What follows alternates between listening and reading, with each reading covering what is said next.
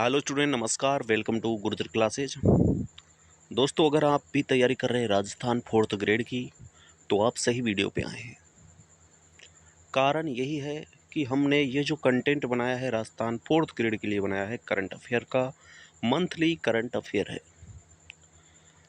इस कंटेंट की जो खास बातें हैं, वो खास बात यही है कि आपका जो सिलेबस है 4th ग्रेड का, उस 4th ग्रेड के सिलेबस के प्रत्येक टॉपिक वाइज पूरा मंथली करंट अफेयर बनाया है। कंटेंट ऐसा है कि इसमें क्लास में ही याद करने को टारगेट किया गया है। एक दो फैक्ट या एक दो घटनाएं जो करंट अफेयर की हैं, उनको पढ़ने के बाद तुरंत रिवीजन है। उसके बाद फिर से नई घटनाएं पढ़ रहे हैं, फिर रिवीजन हो रहा है। मैं आपको विश्वास दिलाना चाहता हूं, अगर आपने पूरा वीडियो देख लिया तो आप गुर्जर क्लासेज के साथ जुड़ जाओगे, क्योंकि आपको ऐसा कंटेंट यूट्यूब पर कहीं नहीं मिलेगा। पढ़ाने को बहुत पढ़ा रहे हैं, लेकिन 4th ग्रेड के लिए स्पेशल करंट अफेयर रिवीजन कराने का जो महत्व है, और वो भी स्पेशल टॉपिक वाइज आपके सिलेबस के अनुसार ही यहाँ पे मिलेगा आपको। ज़्यादा टाइम वेस्ट नहीं कर रहा हूँ मैं। सबसे पहले शुरुआत करता हूँ राजस्थान के करंट अफेयर के साथ। देखिएगा, हम टॉपिक वाइज तो पढ़ रहे हैं, लेकिन सप्ताह वाइज भी चलेंगे, फिर उनका रिवीजन करेंगे, फिर अगले सप्ताह में पढ़ेंगे। इस प्रकार हमारा पूरा महीना हो जाएगा।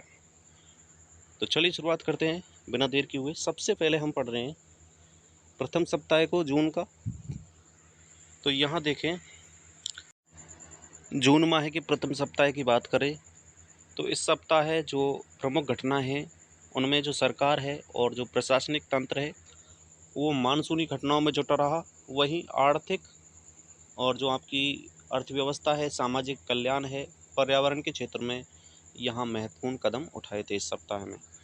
तो देखिए, सबसे पहले विषय आपका यहाँ पे जो आपके टॉपिक से आता है, आपके टॉपिक में राजनीति है, आपदा प्रबंधन है करंट के साथ में। ठीक है जी।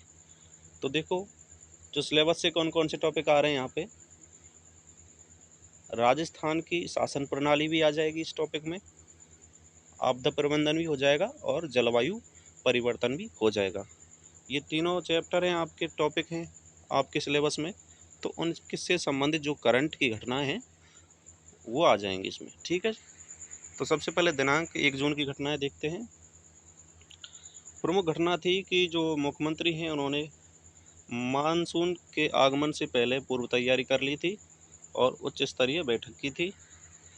मानसून के आगमन से पहले विशेषकर बाढ़, जल भराव और ऐसी जो भी परिस्थितियां जो बन सकती थी, उनके लिए मीटिंग रखी और प्रेस कॉन्फ्रेंस वगैरह रखी, और उनकी निगरानी के लिए शहर के नालों और सफाई व सुनिश्चित जो भी बाढ़ के जो आशंका वाले क्षेत्र हैं, उन पर उन्होंने राष्ट्रीय आपदा प्रतिक्रिया बल यानी एसडीआरएफ को, टीमों को अलर्ट पे रख दिया था। ज़्यादा कुछ खास नहीं था इस सप्ताह में, ये पहला फैक्ट था। तो अब देखिए, इसके अतिरिक्त फैक्ट की बात करें तो राजस्थान में आपदा प्रबंधन सहायता विभाग एक नोडल एजेंसी है, जो कि आपदा प्रबंधन अधिनियम 2005 के तहत राज्य स्तर पर मुख्यमंत्री की अध्यक्षता में आपदा प्रबंधन प्राधिकरण, राज्य आपदा प्रबंधन प्राधिकरण एसडीएमए का गठन किया गया, जिसका अध्यक्ष मुख्यमंत्री होता है। ये थोड़ा सा फैक्ट है, यहाँ से याद रखना। ठीक है जी। अतिरिक्त फैक्ट की बात करें तो एसडीआरएफ है, उसका गठन राष्ट्रीय आपदा प्रतिक्रिया बल यानी एनडीआरएफ की तर्ज पे राजस्थान में किया गया था। अब रिवीजन करते हैं। प्रथम रिवीजन देखें यहाँ से, मानसून पूर्व समीक्षा बैठक का मुख्य एजेंडा क्या था? तो इसका उत्तर होगा, बाढ़ व जलभराव जैसी आपदाओं को निपटने की तैयारी की थी। आपदा प्रबंधन के लिए राज्य की नोडल एजेंसी कौन सी है? तो आपदा प्रबंधन व सहायता विभाग, ये यहाँ की नोडल एजेंसी है। राज्य आपदा प्रबंधन प्राधिकरण का अध्यक्ष कौन है? मुख्यमंत्री है। अब देखो, करंट अफेयर का ही अगला सब्जेक्ट आपका अर्थव्यवस्था से, जिसमें कौन कौन से टॉपिक आएंगे आपके सिलेबस के अनुसार। आपका अर्थव्यवस्था आ जाएगा और राष्ट्रीय मुद्दे भी आ जाएंगे। ठीक है जी। अब 3 जून की घटना देखते हैं। वित्त विभाग ने मई 2025 के लिए राज्य में जीएसटी संग्रहण के आंकड़े जारी कर दिए भाई।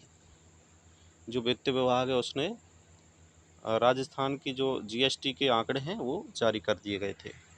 अब राज्य में जो आंकड़े हैं उनके अनुसार कुल जीएसटी कितना था, 4520 करोड़, जो पिछले वर्ष की तुलना में संग्रह में 14% की वृद्धि को दर्शाता है। अब देखो महत्वपूर्ण नोट क्या है भाई, देखो जीएसटी एक प्रकार का अप्रत्यक्ष कर है, आप सभी जानते हो। जीएसटी 3 प्रकार के होते हैं आपका, एक तो है एसजीएसटी जो कि राज्यों में होता है, सीजीएसटी केंद्रों में होता है, आईजीएसटी 2 राज्यों के बीच आपस में होता है।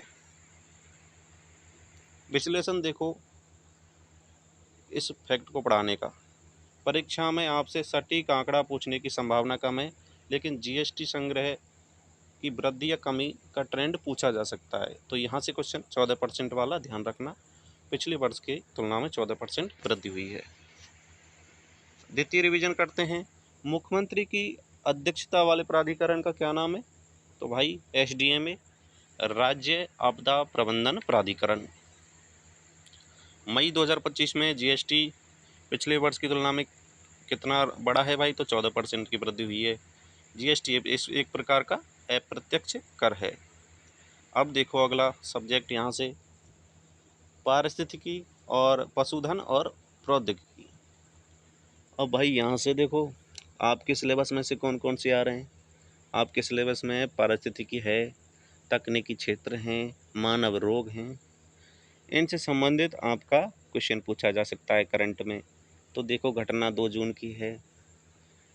वैसे तारीख याद नहीं रखना है आपको, आप फैक्ट याद रखो। ज़्यादातर फैक्ट से क्वेश्चन आएगा, तारीख नहीं पूछा जाएगा, या फिर आंकड़े आ सकते हैं।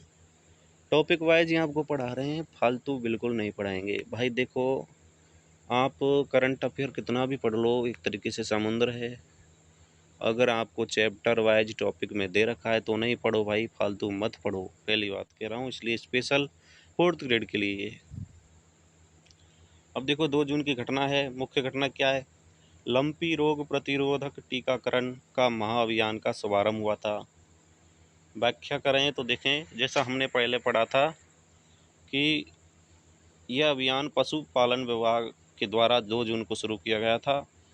इसमें विशेष बात यह है कि जो टीकाकरण है उसकी रियल टाइम पे मॉनिटरिंग की जाएगी ऑनलाइन। लंपी रोग जो प्रतिरोधक टीकाकरण का महाअभियान है उसकी शुरुआत हुई थी, तो उसकी जो मॉनिटरिंग की जाएगी ऑनलाइन। नया मोबाइल ऐप लॉन्च किया है जिसका नाम है पशु स्वास्थ्य रक्षक। पशु स्वास्थ्य रक्षक एक नया मोबाइल ऐप है जो लॉन्च किया है, जिसमें जो भी कोई टीका लगेगा पशु को तो उसकी लाइव मॉनिटरिंग की जाएगी या काउंटिंग कर ली जाएगी। तो ये क्वेश्चन कहाँ से बन रहा है, ये आपका तकनीकी क्षेत्र से बन रहा है करंट के मामले में। तो आपका टॉपिक है ना तकनीकी क्षेत्र, राजस्थान 4th ग्रेड में, तो वहाँ से यहाँ क्वेश्चन बन सकता है भाई, कौन सा ऐप लॉन्च किया इसके मामले में। तो देखो आगे देखो भाई, इसमें सीधी बात है, जियो टैग करके जो भी टीका हो लगा है उसकी सर्वर पे अपलोड कर दी जाएगा डाटा, ठीक है। और जयपुर इसका मुख्यालय है, वहाँ से सीधी नज़र रखी जा सकेगी। महत्वपूर्ण नोट, तकनीकी जुड़ाव, यह ई गवर्नेंस का एक बेहतर उदाहरण है। यहाँ प्रौद्योगिकी का उपयोग सरकारी योजनाओं को प्रभावी और क्रियान्वयन करने के लिए किया जा रहा है। जिस सिलेबस के अनुसार आपका मैंने आपको बताया कि तकनीकी क्षेत्र से जुड़ा है, तो इसलिए क्वेश्चन आ सकता है। यह नवाचार योजनाओं की इससे क्या फ़ायदे हैं, देखो इस नवाचार से जो योजना है उनमें पारदर्शिता आती है, भ्रष्टाचार कम होने की संभावना है। अगला देखो, दिनांक 5 जून 2025, घटना पर्यावरण दिवस था, अंतर्राष्ट्रीय पर्यावरण दिवस था। राज्य स्तरीय समारोह हुआ था जयपुर में इसका, जिसमें इको क्लब पुरस्कार दिए थे।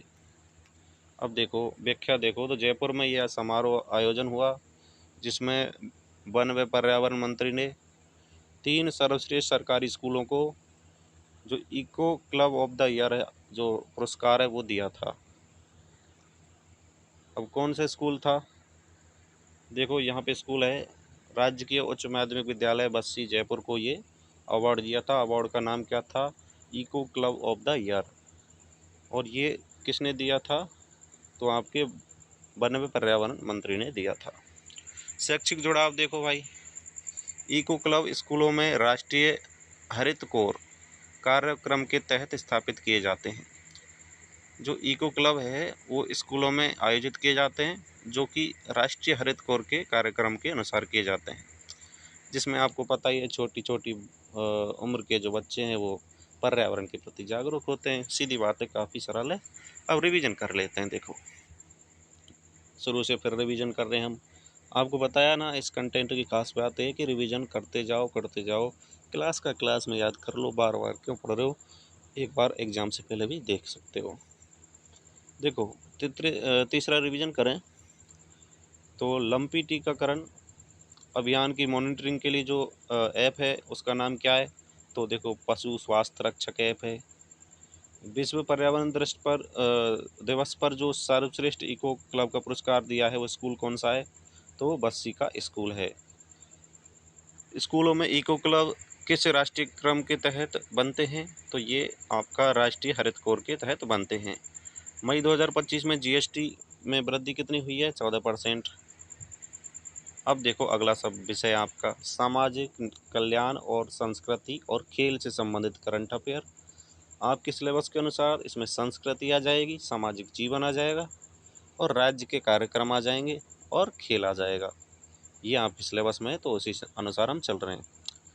अब 6 जून की घटना देखो। मुख्य घटना क्या है, राजस्थान वाहिनी भारत गौरव ट्रेन जो कि उड़ीसा के लिए पुनः संचालन कर दी है, जगन्नाथपुरी के लिए। देवस्थान विभाग ने यह महत्वाकांक्षी योजना के तहत जयपुर के दुर्गापुरा रेलवे स्टेशन से इस ट्रेन को हरी झंडी दिखाई थी। अब देखो इसमें का क्या खास है इस योजना में भाई, 65 वर्ष से अधिक के जो भी वरिष्ठ जन हैं, नागरिक हैं, वो इसमें आवेदन कर सकते हैं, जिनका कोई आय का स्रोत न हो।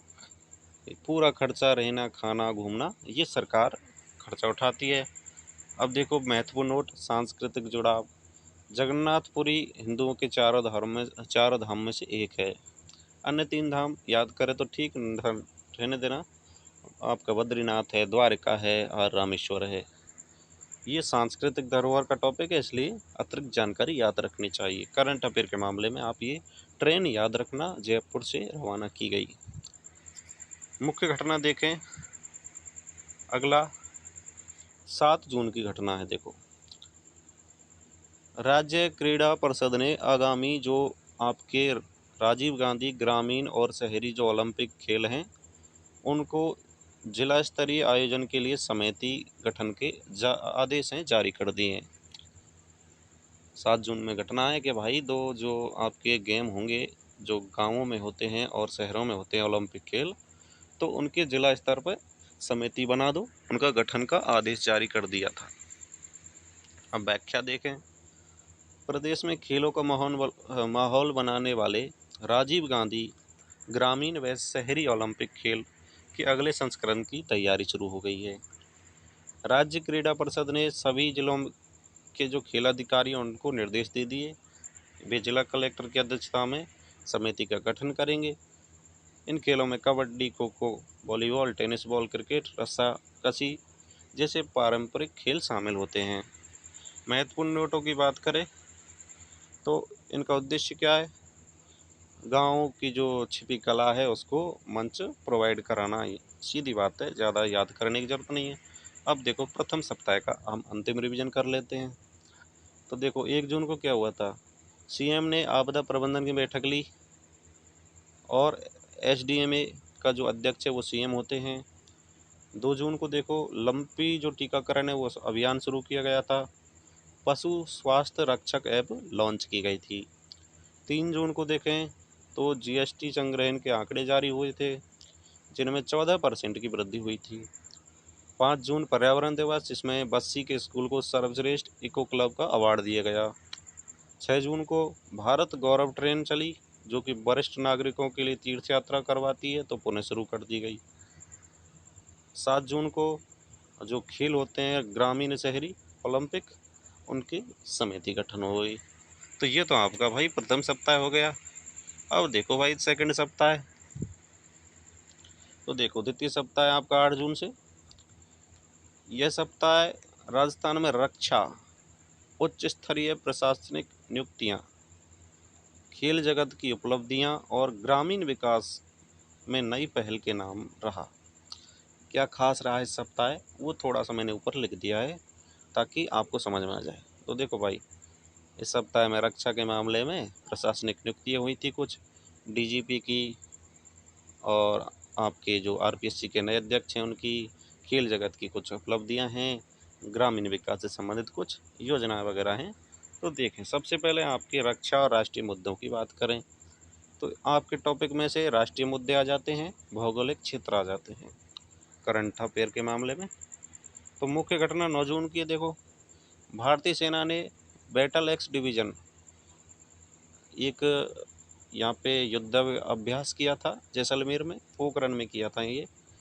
तो ये बैटल एक्स डिवीज़न पोखरण में हुआ था, ये याद रखना, एक युद्ध अभ्यास था। व्याख्या देखें, भारतीय सेना की जो दक्षिण पश्चिमी कमान, जिसको कहते हैं आपका बैटल एक्स डिवीज़न, उसने यहाँ युद्ध अभ्यास किया था। ज़्यादा कोई ज़रूरत नहीं है याद करने की, लेकिन याद रखना जैसलमेर के पोखरण में हुआ था। जो भी आपकी ये कमांड होती है, इसका उद्देश्य क्या होता है कि जो आधुनिक तकनीकी है, ड्रोन है, आर्टिफिशियल इंटेलिजेंस है, उनकी निगरानी रखना, उनका प्रशिक्षण करना, और जो भी युद्ध की परिस्थितियाँ बनती हैं या भविष्य में उनके अनुसार ट्रेनिंग की जाती है, सीधी बात है। आगे बढ़ते हैं। देखो, महत्वपूर्ण नोट क्या है। बैटल एक्स डिवीज़न एक भारतीय सेना की 21वीं कोर का एक हिस्सा है जो कि भोपाल में स्थित है, इसका मुख्यालय। ज़्यादातर अंदर नहीं पूछेगा 4th ग्रेड में, लेकिन फिर भी आप पढ़ लो, ठीक है जी, इतना गहराई से नहीं पूछने वाला। लेकिन भारतीय सेना की 21वीं कोर है, इतना याद रख लेना। अतिरिक्त फैक्ट की बात करें तो जैसलमेर के पोखरण फील्ड फायरिंग रेंज में ये अभ्यास हुआ था।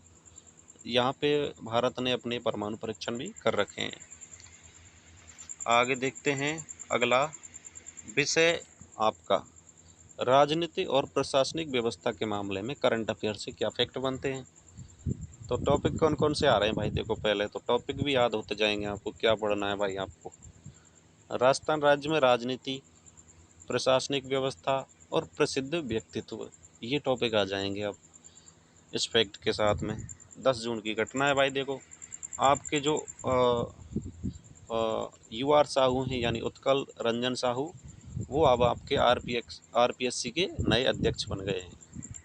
उनकी नियुक्ति कर दी आरपीएससी के नए अध्यक्ष के रूप में। जैसा कि हमने पहले चर्चा की थी कि भाई देखो, इस सप्ताह पहले नियुक्ति थी, तो श्री साहू को यहाँ पे आरपीएससी का अध्यक्ष बना दिया गया है, जो कि 1988 बैच के आईपीएस हैं।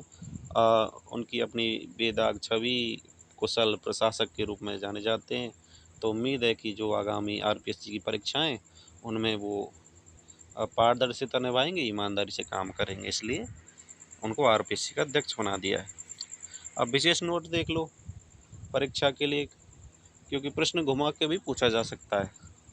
देखो, हाल ही में आरपीएससी की नियुक्ति की है उत्कल रंजन साहू की। तो वो अध्यक्ष बनने से पूर्व क्या थे, काफ़ी ईजी है, वो डीजीपी थे। तो देखो आगे देखो भाई, घटना 21 जून की घटना 11 जून की घटना देख लो। अब देखो, श्री रवि प्रकाश जो मेहरड़ा हैं, उनको डीजीपी बना दिया गया है। अब भाई देखो, उत्कल रंजन साहू तो अब आरपीएससी के अध्यक्ष बन गए, तो अब नए डीजीपी आपके बने हैं रवि प्रकाश जी। अब इनको क्या है कि अतिरिक्त प्रभार सौंपा गया है। जब तक अतिरिक्त प्रभार में हैं, जब तक कोई नया डीजीपी नहीं आ जाता, तब तक ये रहेंगे। ये पहले क्या थे दोस्तों, तो ये देखो पहले व्याख्या ही पढ़ लेते हैं। ये व्यवस्था तब तक लागू रहती है जब तक कि डीजीपी की नियुक्ति नहीं होती। तो अब देखो, जो आपके रवि प्रकाश मेहरड़ा हैं, ये पहले आपके जो भ्रष्टाचार निरोधक ब्यूरो है एसीबी, उसके महानिदेशक हैं। वर्तमान में भी महानिदेशक हैं और अतिरिक्त प्रभाव के रूप में डीजीपी का कार्य संभालेंगे। प्रशासनिक व्यवस्था देखो, राज्य में डीजीपी की नियुक्ति के लिए राज्य सरकार आईपीएस की लिस्ट भेजती है। कहाँ? राज्य सरकार लिस्ट भेजती है यूपीएससी में, और यूपीएससी फिर 3 उच्च अधिकारियों का चयन करती है फिर उनमें से एक राज्य सरकार नियुक्त कर देती है डीजीपी के रूप में। ये चयन प्रक्रिया ज़्यादा कठिन नहीं है। अब देखो रिवीजन देख लो भाई। देखो रिवीजन क्या है। फ्यूचर एडिट अब युद्धाभ्यास किस डिवीजन में किया, किस डिवीजन ने किया था, तो बैटल एक्स डिवीजन ने किया था। फ्यूचर एडिट युद्धाभ्यास जो कि जैसलमेर के पोखरण में हुआ था, वो बैटल एक्स डिवीजन ने किया था। आरपीएससी के नए अध्यक्ष कौन है, तो वो किस पद पर थे पहले, तो आपके यूआर साहू हैं और पहले डीजीपी थे। राज्य की डीजीपी नियुक्त करने की प्रक्रिया में जो केंद्र सरकार है वो किस संस्था की भूमिका होती है उसमें, तो केंद्र की जो शाखा है आपकी यूपीएससी, उसकी भूमिका होती है, क्योंकि वो अधिकारियों की लिस्ट लेती है, उसमें से 3 को सेलेक्ट करके राज्य सरकार को दे देती है, राज्य सरकार 1 को बना देती है। अब देखो आपके टॉपिक में से ही आपके सिलेबस के अनुसार खेल, अर्थव्यवस्था और प्रौद्योगिकी से संबंधित करंट अफेयर। सिलेबस में टॉपिक कौन कौन से हैं आपका, खेल है, प्रसिद्ध व्यक्तित्व है, अर्थव्यवस्था है, तकनीकी क्षेत्र हैं। तो इनसे संबंधित एक फैक्ट देख लो। 12 जून को मुख्य घटना, झुंझुनू के निवासी आपके निखिल जाट, उनको उज्बेकिस्तान में होने वाली जो कावा प्रतियोगिता है, जो कि वॉलीबॉल की प्रतियोगिता है, उसमें भारतीय टीम में उनका चयन हो गया है। जो झुंझुनू के रहने वाले हैं, नाम है निखिल जाट। व्याख्या देखो, शेखावाटी क्षेत्र के झुंझुनू के रहने वाले निखिल जाट ने राजस्थान का नाम रोशन किया। उनका चयन सेंट्रल एशियन वॉलीबॉल एसोसिएशन कावा में हुआ है। ये जो प्रतियोगिता है वो अंतर्राष्ट्रीय वॉलीबॉल की प्रतियोगिता है, जो कि ज़्यादा को पढ़ने की ज़रूरत नहीं है। आगे देखो अतिरिक्त फैक्ट में देख लो भाई। राजस्थान के अन्य खिलाड़ियों को हम पढ़ लें, जैसे कि राज्यवर्धन सिंह राठौड़ जी हैं, जो कि निशानेबाज हैं। देवेंद्र झाझड़िया हैं, पैरा एथलेटिक हैं। अपूर्वी चंदेला निशानेबाज हैं। लिम्बा राव तीरंदाजी में हैं। अब कभी कभार क्या होता है कि जैसे इनके मिलान वाले क्वेश्चन भी आ जाते हैं, इसलिए आप इन्हें याद रखना। अब देखो 9 जून की घटना देखो, आर्थिक घटना के रूप में हम इसे पढ़ रहे हैं। तो मुख्य घटना क्या है, जो राज्य निर्यात संवर्धन परिषद REPC, राज्य निर्यात संवर्धन परिषद जिसे कहते हैं REPC, उसकी बैठक हुई थी। उसमें क्या है, जो हस्तशिल्प यानी हस्तकला के जो भी सामान बनते हैं, जो भी हस्तशिल्प है, उनके निर्यात को बढ़ाने की बात की गई। तो इसमें क्या है, सीधी बात है देखो जयपुर में बैठक हुई। अब उस बैठक में निर्णय लिया कि यूरोप और मध्य एशिया, मध्य पूर्वी देशों में राजस्थान के जो हस्तशिल्प हैं उनको सेल किया जाएगा, निर्यात में वृद्धि की जाएगी और 15% वृद्धि का लक्ष्य रखा है। ये भी फैक्ट याद रखना है, कितना परसेंट, 15% वृद्धि का लक्ष्य रखा है निर्यात संवर्धन में हस्तकला के रूप में। ठीक है, आगे चलो विशेष नोट देख लो, यहाँ पे महत्वपूर्ण नोट। अतिरिक्त फैक्ट में हम GI टैग को पढ़ लेते हैं। राजस्थान के उत्पादों में भौगोलिक संकेतक कहते हैं GI टैग को, मिले हुए हैं, जो कि उनकी गुणवत्ता और विशिष्ट पहचान की गारंटी के रूप में GI टैग मिलते हैं। अब कौन कौन सी को मिले हैं, देखो बगरू के हैंड ब्लॉक प्रिंट को मिला हुआ है GI टैग, बीकानेर की भुजिया को मिला हुआ है, गोटा डोरिया को मिला हुआ है, सांगानेरी प्रिंट को मिला हुआ है और मकराना के मार्बल को GI टैग मिला हुआ है।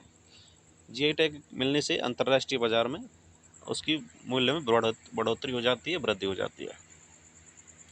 अब 12 जून की घटना को पढ़ लेते हैं। ये आपकी तकनीकी क्षेत्र से संबंधित आपके सिलेबस के अनुसार करंट अफेयर का क्वेश्चन बन जाएगा। 12 जून की घटना देखें तो जो उच्च शिक्षा विभाग है उसने क्या किया है कि जितने भी सारे कॉलेज है ना, उन कॉलेज में भाई एडमिशन के लिए एक पोर्टल बना दिया भाई, कि आप किसी भी एक कॉलेज में जाकर एडमिशन ले लो। आपका अन्य कॉलेज में अगर आप चाहे शिफ्ट करना तो एडमिशन हो जाएगा। तो देखो पढ़ो, सीधी बात है। उच्च शिक्षा विभाग ने राजकीय महाविद्यालयों को एकीकृत करने के लिए राज हायर एडमिशन पोर्टल लॉन्च कर दिया। ये एक ऑनलाइन पोर्टल है, नाम याद रखना काफ़ी इंपॉर्टेंट है। क्वेश्चन यहाँ से क्वेश्चन पूछा जा सकता है, तकनीकी घटना से संबंधित आ गया। कौन सा पोर्टल है, राज हायर एडमिशन, हायर एजुकेशन कह दो, एडमिशन एक ही बात है। ये पोर्टल लॉन्च कर दिया। इसमें क्या खास बात है, व्याख्या में देखो। अब तक क्या अलग अलग कॉलेज में जो एडमिशन लेने के लिए छात्रों को अलग अलग फॉर्म भरने पड़ते थे, इस बार एक सेंट्रलाइज्ड पोर्टल से एक छात्र को एक जगह से ही भिन्न अलग अलग कॉलेज में एडमिशन मिल जाएगा, आवेदन कर सकेंगे। और इससे क्या होगा कि सरल और पारदर्शिता आएगी, भ्रष्टाचार मुक्त थोड़ा बहुत राहत मिलेगी इस चीज़ में। तो यहाँ पे तो एक ही फैक्ट बनता है भाई, देखो ये पोर्टल का नाम याद रखना, राजस्थान हायर एडमिशन, जो कि आपका उच्च शिक्षा विभाग ने लागू किया है, ठीक है। आगे देखो तकनीकी जुड़ाव क्या हो सकते हैं इससे, कि जो अब इसे छोड़ो, कोई जरूरत नहीं है, रिवीजन कर लेते हैं।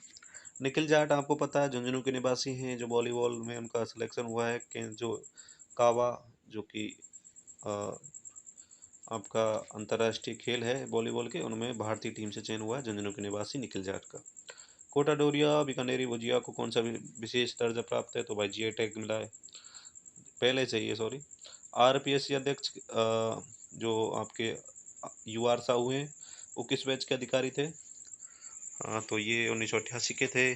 कॉलेज में प्रवेश के लिए कौन कौन सी ऐप का नाम क्या है, अभी पढ़ा है आपने, राजस्थान हायर एडमिशन पोर्टल। अब देखें अगला सब विषय आ रहा है आपका ग्रामीण विकास पारिस्थितिकी।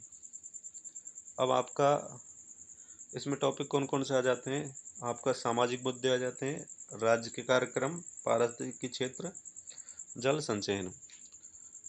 अब मुख्य घटना कोई पढ़ लेते हैं, 13 जून में घटना हुई है, देखो क्या घटना है। मुख्यमंत्री ने अपनो गांव साफ सुथरो गांव ये अभियान लागू किया, शुरू किया है। देखो मुख्यमंत्री जी ने, क्या है खास इसमें, तो देखो कोटा जिले से शुरू किया है, मोडक नामक स्थान से ये अभियान। इसमें क्या है कि जो मनरेगा है, अपने अभी पहले पढ़ा था आपने कि अब इसमें मनरेगा को जोड़ दिया है, यानी जैसे ही साफ सफाई करेंगे, जो भी तरल पदार्थ है, कच्चा पदार्थ है, जो भी निकलेगा ना, तो उसे वर्मी कंपोस्ट किया जाएगा उसका। तो वर्मी कंपोस्ट करने के लिए जो गड्ढे खोदे जाएंगे ना, तो उनको मनरेगा से जोड़ दिया गया है, यानी दोनों को मर्ज कर दिया गया। यहाँ पे विश्लेषण क्या है, यहाँ पे अभिसरण कर दिया गया है, दोनों को मिला दिया गया है, दो अलग अलग योजनाओं को, सरकारी योजनाओं को। आपका स्वच्छ भारत मिशन व मनरेगा को साझा कर दिया गया है, और गाँव में स्वच्छता भी मिल जाए। अगली घटना 14 जून को देखो, भूजल विभाग ने अपनी प्री मानसून जल रिपोर्ट जारी की, जिसमें चिंताजनक आंकड़े सामने आए हैं। तो क्या रिपोर्ट है, देखो राजस्थान के कुल 302 ब्लॉक में से 219 ब्लॉक में भाई आपका जो अतिदोहन हो रहा है, यानी बरसात कम हो रही है, पानी की निकासी ज़्यादा हो रही है। उदाहरण से समझाएं तो देखो भाई, उदाहरण से समझ लो, थोड़ा सा मजाकिया है लेकिन पढ़ लो। जैसे कल्पना करो कि आपके बैंक खाता है ना, उस बैंक खाते में सैलरी कम आ रही है, आप खर्चा ज़्यादा कर रहे हो पैसे का, तो वही हाल है भाई, ओवर ड्राउन हो रहा है, सीधी बात है। अंतरिम रिवीजन देखो द्वितीय सप्ताह आएगा। 9 जून को देखो क्या हुआ, फ्यूचर एडिट युद्धाभ्यास हुआ, जो कि बैटल एक्स डिवीजन जैसलमेर में हुआ था। 10 जून को जो आपके यूआर साहू हैं वो आरपीएससी के नए अध्यक्ष बने। 11 जून को रवि प्रकाश को डीजीपी बना दिया गया, अतिरिक्त प्रभाव के रूप में, कार्यभार के रूप में, ठीक है जी। 12 जून निखिल जाट वॉलीबॉल के खिलाड़ी। 12 जून को ही तकनीकी क्षेत्र में Rajasthan higher admission portal launch किया। 13 जून को अपनो गांव साफ सुथरो गांव अभियान शुरू किया गया, मोडक कोटा से। 14 जून को भूजल रिपोर्ट आई, जिसमें राज्य के 219 ब्लॉक को अतिदोहित पाया गया है, यानी ज़्यादा पानी दोहन किया जा रहा है। अब यहाँ पे 14 जून को खास याद रखना कि भाई 219 ब्लॉक में अतिदोहन मिला है भूजल रिपोर्ट के अनुसार। अर्थव्यवस्था, हस्तशिल्प निर्यात में 15% की वृद्धि का लक्ष्य रखा गया है, इसको भी याद रखें। अब हम आगे की सप्ताह को पढ़ते हैं भाई। देखो तो देखो अगली सप्ताह है आपकी 15 जून से 21 जून, तो ये सप्ताह है जल प्रबंधन साहित्य अंतर्राष्ट्रीय योग दिवस जैसी घटनाओं के नाम रहा, जिसमें आपकी परीक्षाओं से कई महत्वपूर्ण सवाल बनते हैं। अब देखो इसमें क्या है,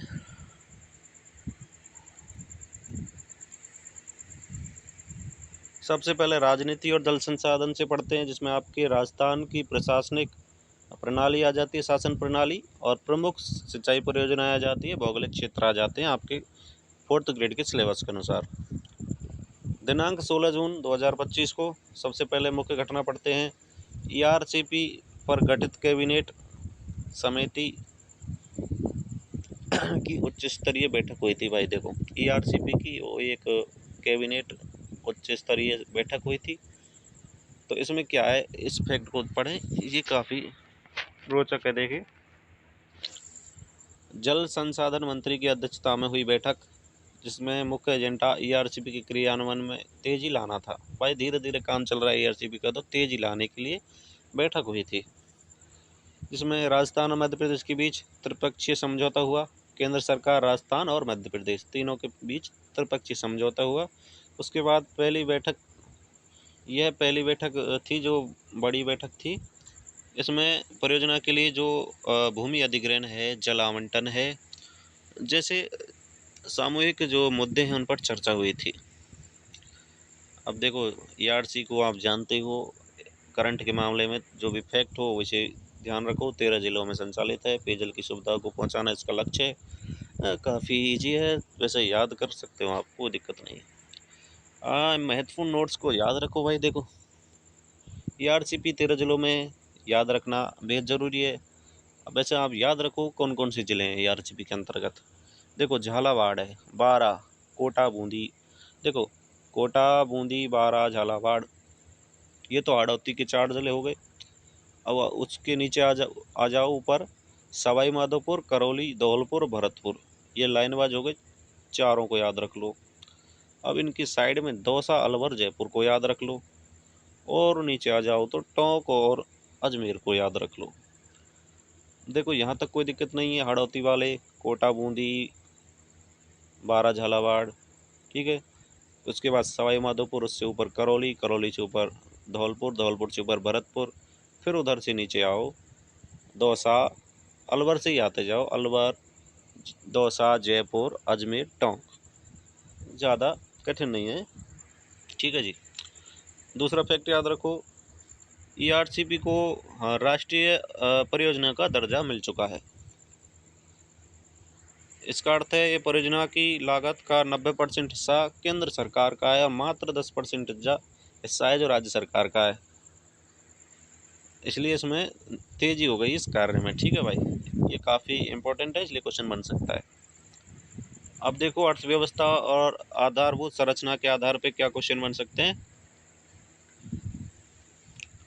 इसमें आपके अर्थव्यवस्था आ जाएगा, राजस्थान का परिवहन आ जाएगा और राज्य मार्ग आ जाएगा करंट अफेयर के मामले में।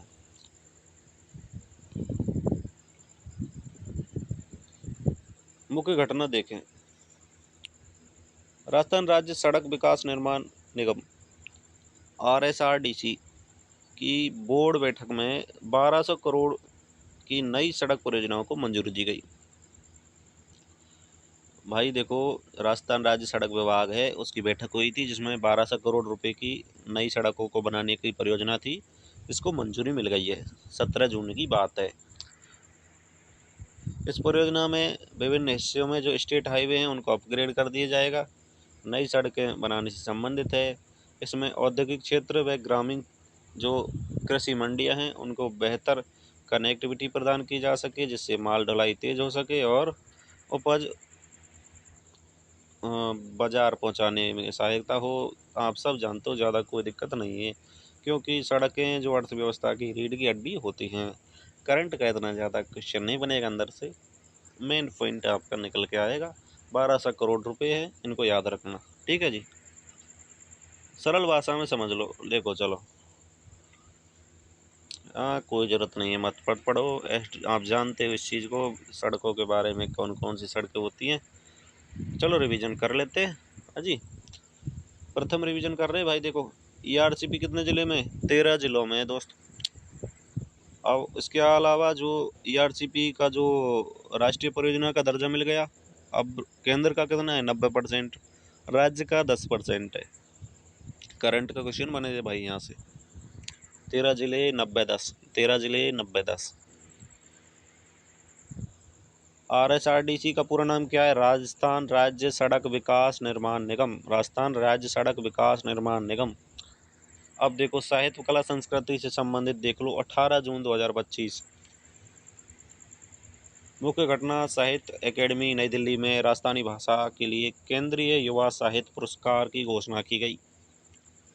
क्या हुआ भाई? देखो 18 जून की घटना, साहित्य एकेडमी दिल्ली में राजस्थानी भाषा के लिए केंद्रीय युवा साहित्य पुरस्कार दिया गया 2025।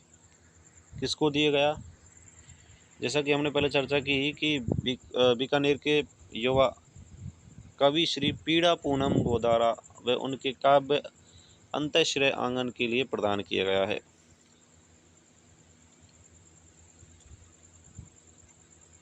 तो भाई ये जो पुरस्कार है, पुरस्कार का नाम याद रखें। एक बार मैं ऊपर ले जाता हूँ। ये लो भाई, ये ऊपर आ गया। साहित्य एकेडमी दिल्ली में जो केंद्रीय युवा साहित्य पुरस्कार 2025 है, वो आपके बीकानेर के एक कवि को दिया गया है जिनका नाम पीड़ा पूनम गोदारा है। उनका एक काव्य है जिसका नाम है अंतःश्रय आंगन, उसके लिए ये पुरस्कार प्रदान किया गया है। यह पुरस्कार राजस्थानी साहित्य में नई पीढ़ी के योगदान को राष्ट्रीय स्तर पर मान्यता देता है। पुरस्कार में ताम्र फलक और 50,000 रुपये की नगद इनाम राशि दी जाती है। आप पुरस्कार को, पीड़ा को कुछ याद रखो तो रखो, लेकिन पीड़ा पूनम को याद रखो। ये पुरस्कार पीड़ा पूनम जी को मिला है। ठीक है जी, बीकानेर के रहने वाले जिले को याद रखो, पुरस्कार का भी नाम याद रखो। राशि को करे तो याद कर लेना, 50,000 की राशि। महत्वपूर्ण नोट देखो, अतिरिक्त फैक्ट देखो। भाषा का दर्जा, यह एक महत्वपूर्ण तथ्य है कि राजस्थानी भाषा को साहित्य अकेडमी द्वारा एक स्वतंत्र भाषा के रूप में मान्यता प्राप्त है, लेकिन अभी तक संविधान की 8वीं अनुसूची में शामिल नहीं किया गया है। 8वीं अनुसूची में जब शामिल हो जाएगा तो राजस्थान की भाषा संविधान में भी शामिल हो जाएगी, और इसको शामिल कराने की लंबे प्रयास चल रहे हैं। साहित्य अकेडमी जो कि भारत सरकार के संस्कृति मंत्रालय के अंतर्गत स्वायत्त संस्था है, जिसकी स्थापना 1954 में हुई थी। इसमें भारतीय भाषाओं में साहित्य को बढ़ावा देना सर्वोच्च संस्था है। ये आपकी 1954 वाली साहित्य अकेडमी 1954। और रिवीजन कर लो भाई। ERCP को लाभान्वित होने वाले 4 जिलों के नाम बताइए। तो 13 जिले हैं भाई, देखो 13 में से 4 को बता दो। कोटा, बूंदी, बारा, झालावाड़ बता दो, या फिर जयपुर, अलवर, कोटा, झालावाड़ बता दो। कोई भी बता दो 4, ठीक है। मिलान भी आ सकता है भाई, देखो हाँ, किस में से किस नहीं, मतलब सॉरी, कौन सा नहीं है, ऐसा भी पूछा जा सकता है ना। राजस्थानी भाषा के लिए युवा साहित्य पुरस्कार 2025 किसे और किस कृति के लिए मिला है? तो अभी आपको पढ़ा है, बीकानेर के निवासी हैं पीड़ा पूनम गोदारा, जिनको उनके काव्य संग्रह अंतःश्रय आंगन के लिए मिला है। काफ़ी इम्पोर्टेंट है, यहाँ पे क्वेश्चन बन सकता है। काव्य उनका है अंतःश्रय आंगन, नाम है पूनम गोदारा।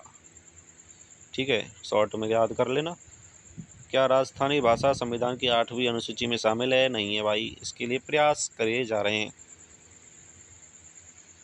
वॉइस कैसी आ रही है दोस्तों? आवाज़ मुझे लगता है क्लियर नहीं आ रही होगी, क्योंकि मेरे पास अभी माइक की व्यवस्था नहीं है।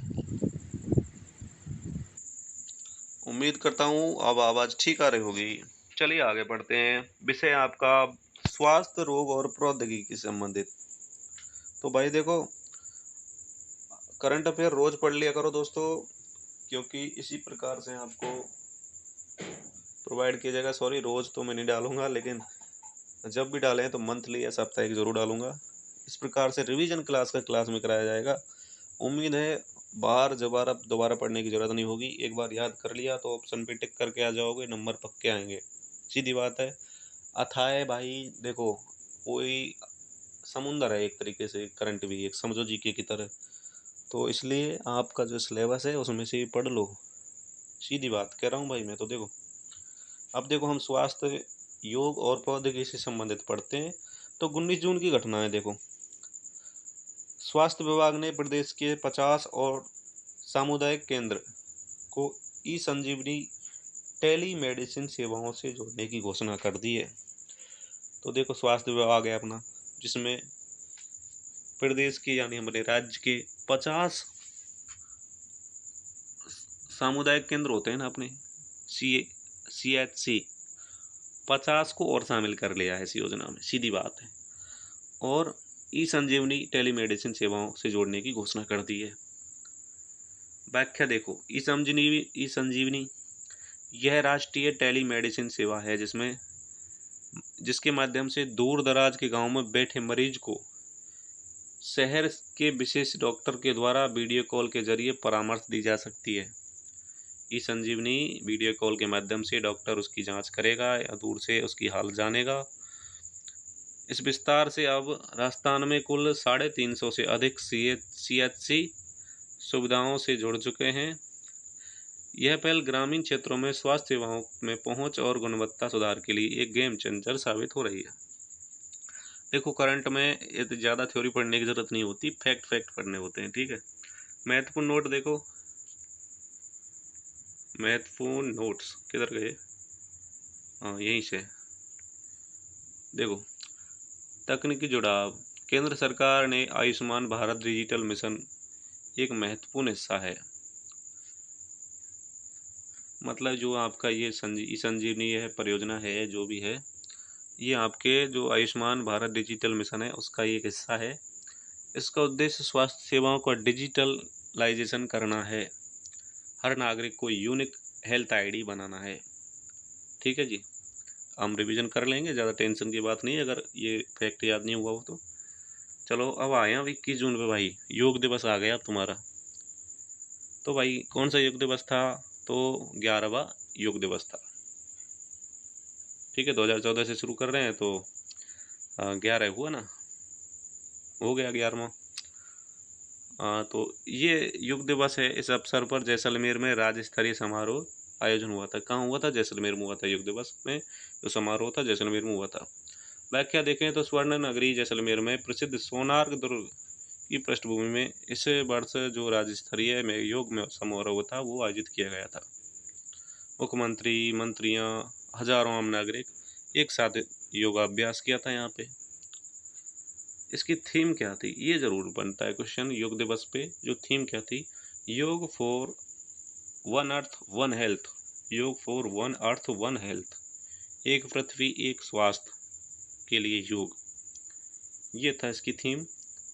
जैसलमेर में आयोजन किया गया था, स्थल के रूप में चुना था और रेगिस्तान पर्यटन यानी डेजर्ट टूरिज्म से जोड़ने के लिए अंतर्राष्ट्रीय स्तर पर इसको बढ़ावा देने का एक प्रयास किया गया था। अब इसे इतना कठिन नहीं है, कोई दिक्कत नहीं है, आप पढ़ते जाओ। अब देखो ऐतिहासिक पृष्ठभूमि।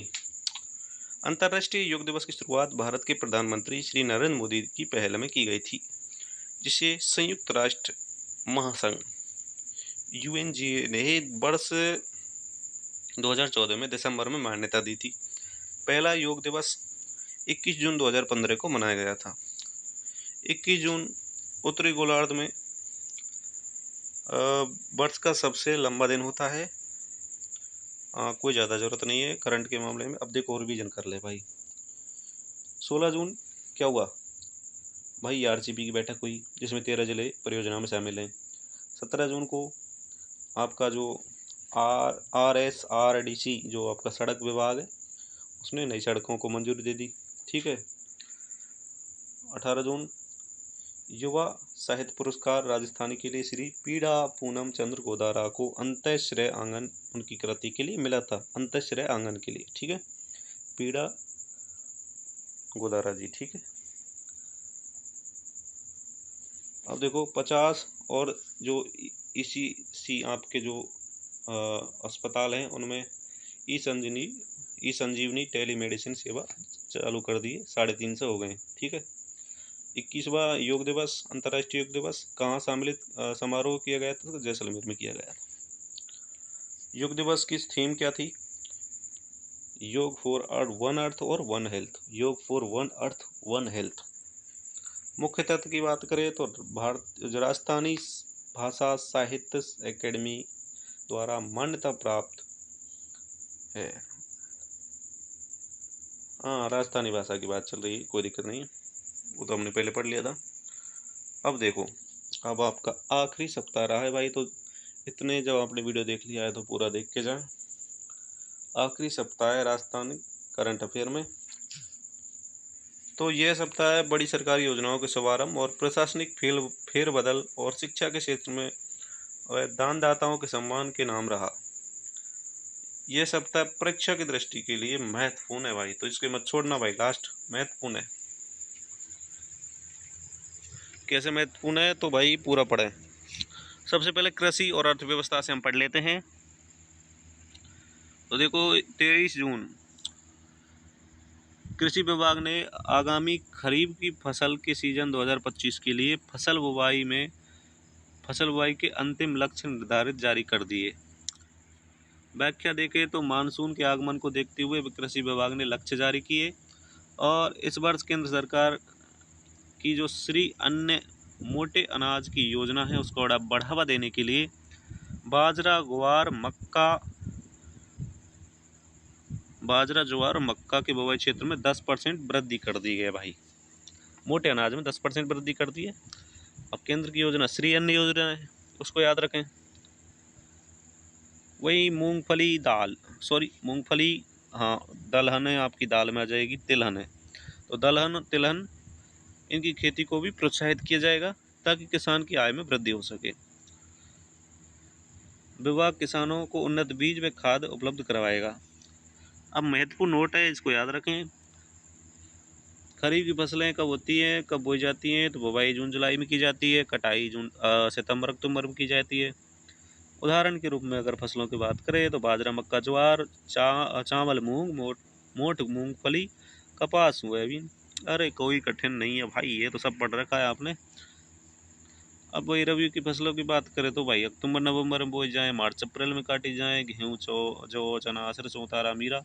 विश्लेषण देखें तो देश का सबसे बड़ा बाजरा उत्पादक राज्य है राजस्थान। श्री अन्न योजना के तहत बाजरे पर विशेष ध्यान राज्य की अर्थव्यवस्था व केंद्र के किसानों के लिए महत्वपूर्ण है। ये काफ़ी बोरिंग सा था, कोई ज़रूरत नहीं थी इसके लिए। चलो आगे पढ़ते हैं। विषय सामाजिक कल्याण व राजनीति के मामले में करंट अफेयर। अब देखो भाई, 1 घंटे से ऊपर तो वीडियो जाएगी आपकी, शायद 55 मिनट भी पहुंच जाए। तो देखो, राजस्थान राष्ट्रीय सांस्कृतिक व नीतियां व सामाजिक मुद्दे, इनको पढ़ लेते हैं। 24 जून की घटना है। पंडित दीनदयाल उपाध्याय अंत्योदय संबल पखवाड़ा का राज्यव्यापी शुभारंभ। पंडित दीनदयाल उपाध्याय अंत्योदय संबल पखवाड़ा का राज्यव्यापी शुभारंभ किया गया। इस दिवस में एक पखवाड़ा मतलब 15 दिन का पखवाड़ा होता है। इस पखवाड़े में जयपुर ज़िले से इसकी शुरुआत की गई और दूदू तहसील और बिचून गांव से इसकी शुभारंभ किया गया था। पंडित दीनदयाल पखवाड़ा याद रखें, जयपुर के दूदू से इसकी शुरुआत की गई। इस अभियान का उद्देश्य यह सुनिश्चित करना था कि राज्य व केंद्र सरकार की सभी जन कल्याणकारी योजनाओं का लाभ समाज के अंतिम पंक्ति में खड़े व्यक्ति तक पहुंच जाए। और इसके लिए फिर क्या हुआ कि अधिकारियों गांवों में शिविर लगाएंगे, लोगों को योजनाओं के बारे में बताएंगे, जैसे कि पीएम किसान योजना, उज्ज्वला योजना, पालनहार योजना, निःशुल्क दवा योजना। वही है आपकी चिरंजीवी कार्ड वाली योजना थी ना, केंद्र जो अशोक गहलोत के समय, वही है आपका। वही शिविर लग रहे थे, वही शिविर वाली बात हो रही है यहाँ पे। तो इसलिए थोड़ा आप तो याद रखना, जयपुर से शुरुआत की गई थी, दूदू से। अंत्योदय का दर्शन पंडित दीनदयाल उपाध्याय द्वारा किया गया था, इसलिए इसका नाम है। ठीक है, आगे रिवीजन कर लेते हैं सीधा। खरीफ की फसल के लिए सीजन के लिए जो विशेष ध्यान दिया गया है वो श्री अन्न पर दिया गया है, जो मोटे अनाज होते हैं। राजस्थान किस फसल में देश में पहले नंबर पे है, तो बाजरे में भाई। अंत्योदय संबल पखवाड़ा का शुभारंभ कहाँ से हुआ, तो बिचून गांव और दूदू जयपुर से हुआ था। अब देखो भाई, शिक्षा पर्यावरण प्रशासनिक फेरबदल। पर्यावरण और प्रशासनिक फेरबदल। सिलेबस टॉपिक देखें तो राजस्थान के कार्यक्रम, नीतियाँ व प्रशासनिक संरचना, प्रसिद्ध व्यक्तित्व, ये आपके 4th ग्रेड के सिलेबस में सेम टू सेम यहाँ से क्वेश्चन आ जाएगा। तो देखो, जून के अनुसार 26 जून के मुख्यमंत्री भजनलाल शर्मा ने जोधपुर से विधायक शिक्षा का साथी व मातृ वन योजना का शुभारंभ किया। तो भजनलाल जी ने जोधपुर से विधायक शिक्षा का साथी मातृ वन योजना का शुभारंभ किया। अब व्याख्या देख लेते हैं। जैसा कि हमने पहले पढ़ा, इस महीने सबसे बड़ा नीतिगत शुभारंभ था विधायक शिक्षा साथी योजना। सबसे पहले इसे पढ़ लेते हैं। इस योजना के तहत हर विधायक अपने क्षेत्र के स्कूल के लिए एक संरक्षक भूमिका निभाएगा। यूएसआर फंड कोऑपरेटिव सामाजिक उत्तरदायित्व वह भामाशाहों से धन जुटाकर स्कूलों का विकास करेगा। सीधी बात है, जो आपका एमएलए है, एमएलए स्कूलों का विकास करेगा, चाहे वो स्वयं के सहायता से करे या जो भी आपके दानदाता हैं भामाशाह हैं उनसे धन जुटाकर स्कूलों का विकास करेगा। तो विधायक शिक्षा का साथी ये योजना इसलिए स्कूलों के विकास से संबंधित। मातृ वन योजना, इसमें क्या है, इसके तहत बेटी के जन्म पर दिए जाने वाले पौधों के नाम भी बेटी के नाम पर रख दिया जाएगा। मातृवन योजना है, अगर किसी गर्भवती स्त्री के बेटी ने जन्म लिया है तो सरकार ने क्या योजना चलाई है कि पौधे देंगे उन्हें कुछ लगाने के लिए, और पौधे का नाम भी उस बेटी के नाम पर रख दिया जाएगा, जिससे एक भावनात्मक जुड़ाव पैदा होगा। महत्वपूर्ण नोट देखो, विश्लेषण देखो, ये दोनों योजनाएं केंद्र सरकार के वित्तीय बोझ को कम करती हैं। ये दोनों योजनाएं सरकार के वित्तीय बोझ को कम करती हैं, जन भागीदारी के सिद्धांत पर आधारित है। देखो, उसमें भी विधायक है वो भामाशाहों से धन इकट्ठा कर रहा है और फिर धन इकट्ठा हो रहा है तो स्कूल का विकास कर रहा है। मातृत्व जो वन योजना है, इसमें भी आपका पौधे दिए जा रहे हैं और आपका जनता ही ऑटोमेटिक पेड़ लगा रही है। सीधी बात है ना, इसलिए वित्तीय आपका खर्चा कम हो रहा है यहाँ पे। आगे देखो भाई, 27 जून पर देखो, यहाँ पे 27 जून की क्या घटना है।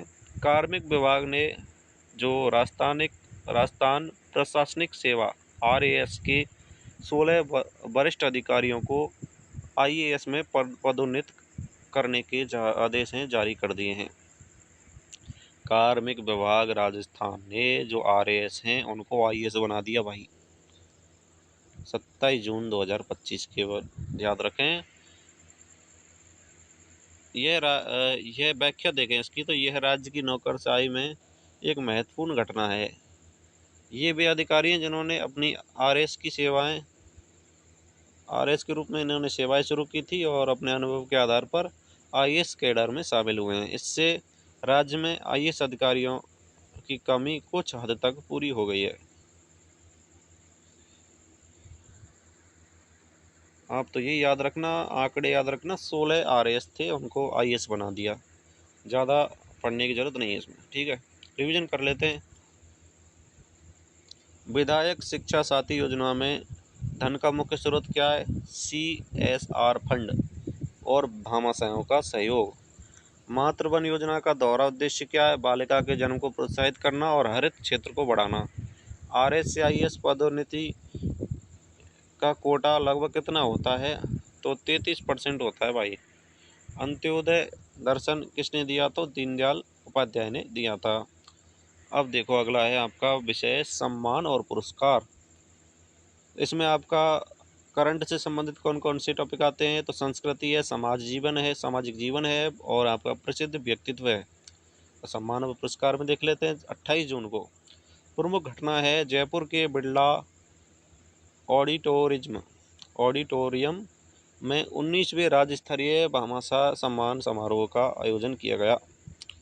तो जयपुर के बिरला ऑडिटोरियम में 29वें राज्य स्तरीय भामाशाह सम्मान समारोह का आयोजन किया गया। तो जयपुर में ही सम्मान समारोह हुआ है। सम्मान समारोह का नाम भामाशाह सम्मान समारोह है। विस्तृत व्याख्या की देखें तो शिक्षा मंत्री ने राज्य भार के उन 140 पूरे राज्य से जो भी 140 जो भामाशाह हैं या दानदाता हैं, उनको सम्मानित किया है शिक्षा मंत्री जी ने। कहाँ सम्मानित किया? जयपुर के बिरला ऑडिटोरियम में सम्मानित किया है। 29वां ये भामाशाह सम्मान समारोह था, जिसमें 140 दानदाताओं को सम्मानित किया गया है, जिन्होंने पिछले वर्ष में सरकारी स्कूलों के विकास के लिए आर्थिक सहयोग दिया था। समारोह में मुख्य श्रेणियों के सम्मान दिए गए हैं। देखो, शिक्षा भूषण सम्मान उनको दिया गया जिन्होंने दान की 1 करोड़ से ज़्यादा ऊपर का दान दिया हो। 15 लाख से ऊपर का दान देने वाले को शिक्षाश्री, और शिक्षा भूषणों से 1 करोड़ से ऊपर वाले को। महत्वपूर्ण नोट देखो, ऐतिहासिक जुड़ाव, भामाशाह का नाम मेवाड़ के महान दानवीर से है, जिन्होंने हल्दी घाटी के युद्ध के समय महाराणा प्रताप को अपनी पूरी संपत्ति सौंप दी थी ताकि वे सेना का पुनर्गठन कर सके। काफ़ी जी है, इतिहास से जुड़ा हुआ है।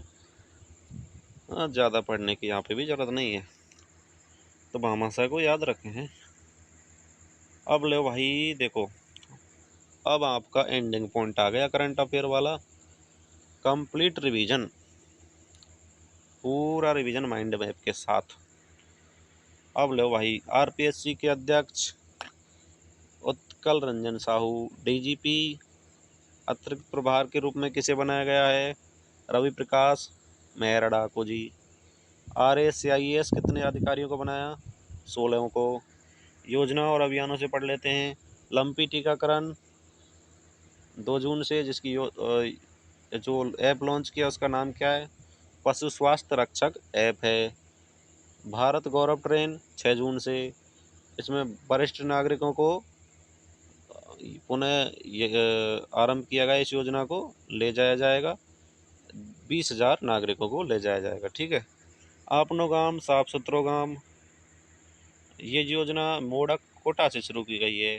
अंत्योदय संबल पखवाड़ा 24 जून से बिचून गांव, दूदू तहसील और जयपुर जिले से शुभारंभ किया गया है। विधायक शिक्षा का साथी 26 जून से जोधपुर से शुभारंभ किया गया है। मातृवन योजना 26 जून से जोधपुर से शुभारंभ किया गया है। जो भी आपकी 26 जून से दोनों जोधपुर से शुरू किया गया है। इसमें जो मातृवन योजना है, इसमें 5 लाख पौधों लगाने का लक्ष्य है, ये भी याद रखें। अब देखो भाई, पुरस्कार और सम्मान में रिवीजन कर लेते हैं। युवा साहित्य पुरस्कार राजस्थान भाषा के लिए ये किसे दिया गया है? श्री पीड़ा पूनम चंद गोदारा जी को। इनकी कृति का नाम क्या है? अंतःश्रय आंगन। भामाशाह सम्मान कब दिया गया? 28 जून को जयपुर में दिया गया। शिक्षा विभूषण क्या किसे दिया गया? तो 1 करोड़ से ज़्यादा का दान करने वाले को। शिक्षाश्री 15 लाख से ऊपर वाले को। महत्वपूर्ण आयोजन और दिवस, अब देखो, विश्व पर्यावरण दिवस 5 जून को कहाँ जारी किया गया? जयपुर में समारोह किया गया। सिंगल यूज प्लास्टिक के खिलाफ ये अभियान की घोषणा की गई थी। इसमें ERCP की बैठक 16 जून, जिसमें 13 जिले शामिल हैं ERCP में। अब केंद्र सरकार का ये योजना हो गई है, पहले राज्य सरकार की थी। अब इसमें केंद्र सरकार का जो अनुदान है वो 90% है और राज्य का वित्तीय अनुदान अनुपात 10% है। अंतर्राष्ट्रीय योग दिवस 21 जून। राज्य स्तरीय समारोह कहाँ हुआ? तो जैसलमेर में हुआ। थीम क्या थी? योग फॉर वन अर्थ और वन हेल्थ। राष्ट्रीय, अब देखो, खेल व प्रौद्योगिकी के मामले में, रक्षा खेल प्रौद्योगिकी के मामले में पढ़े तो फ्यूचर एडिट युद्ध अभ्यास 9 जून से बैटल एक्स डिवीजन द्वारा जैसलमेर में किया गया था। खेल में देखो, निखिल जाट झुंझुनू के खिलाड़ी हैं, वॉलीबॉल के खिलाड़ी हैं। कावा की टीम में इनका, कावा की जो मैच हैं उनमें भारतीय टीम से सिलेक्शन हो गया है इनका। ई गवर्नेंस के मामले में पढ़े तो Rajasthan higher admission portal launch किया है, जो कि कॉलेज में दाखिला लेने के लिए एक सिंगल पोर्टल है, जहाँ पे सभी कॉलेज में एडमिशन हो जाएगा। माई जयपुर ऐप, जो कि JDA द्वारा लॉन्च किया गया था, जयपुर विकास प्राधिकरण जिसे कहते हैं। पशु स्वास्थ्य रक्षक ऐप, जो कि पशुपालन विभाग द्वारा जारी की गई। रिपोर्ट और आर्थिक आंकड़ों की बात करें तो GST संग्रह 14% वृद्धि दर्ज की गई है। भूजल रिपोर्ट में राज्य के 219 ब्लॉक अतिदोहित पाए गए हैं। ठीक है जी। खरीफ लक्ष्य श्री अन्न मोटे अनाज के पर विशेष जोर दिया गया है। इस तरह भाई आपका हो गया पूरा जून का रिवीजन करंट अफेयर।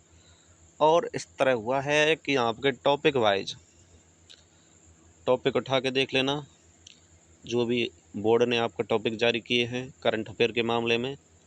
तो जून का इस प्रकार पूरा रिवीजन हो गया भाई। अब क्या करना है आपको भाई, देखो अगर वीडियो अच्छी लगी होगी, मुझे उम्मीद है। शुरुआत है वीडियो की, ऑडियो क्वालिटी में दिक्कत आई होगी, लेकिन आपका सपोर्ट चाहिए, ये भी सुधर जाएगी। गुर्जर क्लासेज ऐप है हमारा। जून का कंप्लीट टेस्ट अगर देना है आपको तो कंप्लीट टेस्ट फ्री में दे पाओगे जी। कोई करंट अफेयर का हम यहाँ पे चार्ज नहीं लेते हैं। गुर्जर क्लासेज ऐप पे जाएं, वहाँ पे फ्री टेस्ट पे जाके करंट अफेयर टेस्ट को फ्री में दीजिए जून महीने का। अब देखते हैं आपके कितने क्वेश्चन इनमें से आते हैं। इस हिसाब से हमने पूरे महीनों के टेस्ट बना रखे हैं। जितने भी करंट अफेयर टेस्ट दो, आप स्कोर अच्छा कर पाओगे। और दोस्तों चैनल को सब्सक्राइब करें, वीडियो को लाइक करें, अगर अच्छी लगी तो शेयर भी कर दो भाई। अगले महीने में मिलते हैं आपको जुलाई महीने का पूरा करंट अफेयर के साथ। फिर हम सप्ताह वाइज भी लाएंगे, अगर आप चाहें तो हम सप्ताह वाइज भी वीकली भी ला सकें, ताकि गहन अध्ययन हो सके, क्योंकि 1 घंटे में आप जानते हो कितना रिवीजन होता है। इसलिए दोस्तों धन्यवाद। जय हिंद, जय भारत, वंदे मातरम।